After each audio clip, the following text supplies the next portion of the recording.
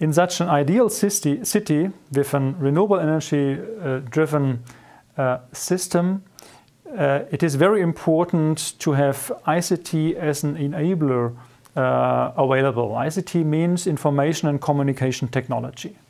Without that new technology, it would not be possible to turn our system, to transform our system to 100% renewable energy.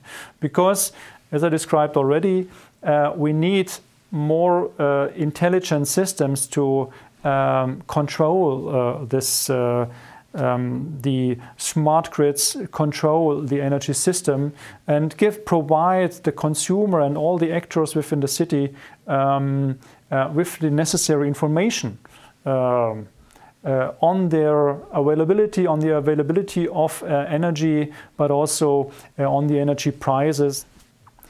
What is now also important, not only ICT is not only necessary to run and operate a system, it's also necessary to build up the system. So what we see is that, what we expect is that now cities are looking more and more into the question how an ideal energy system will look like in the future. And since they have to first check which renewable energies are available in the region there, they have to check what are the load profiles of the different consumer within the city.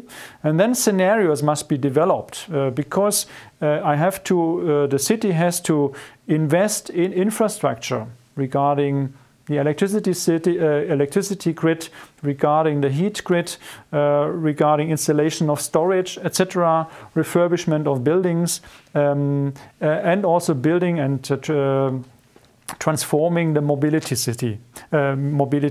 system.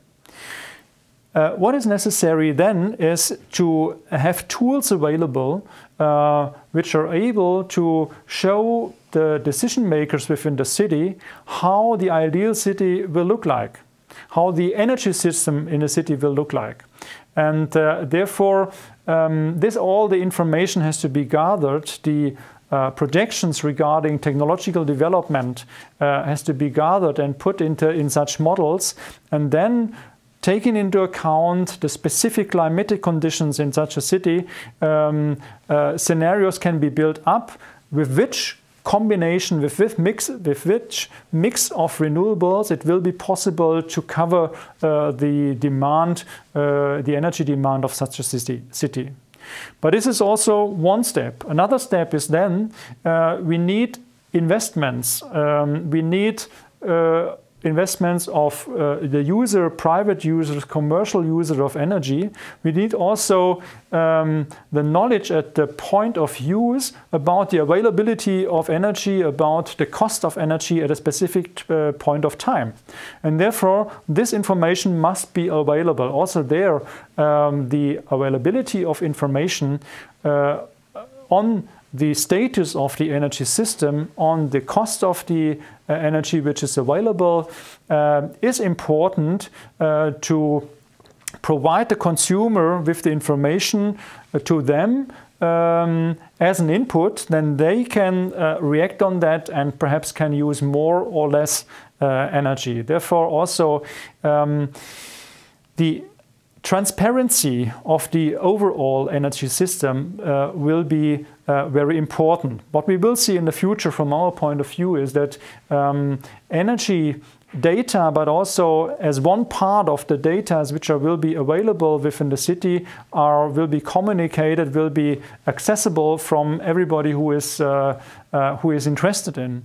Because what we expect is that the city of the future will be a target to transform the city of the future towards, for example, a sustainable city, towards a city which is mainly driven by renewables, will be an initiative and will by the citizens, by a lot of drivers in the city which are interested to transform the city to make it sustainable. But if you are on such a way which needs a lot of commitment of different stakeholders within the city, which needs a lot of investments by different stakeholders, by different actors within the city, you must inform them about first of all, the target.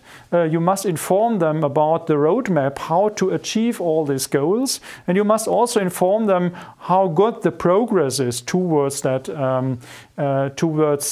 goal. And you also must inform them about their possibilities to contribute to that goal and to that roadmap.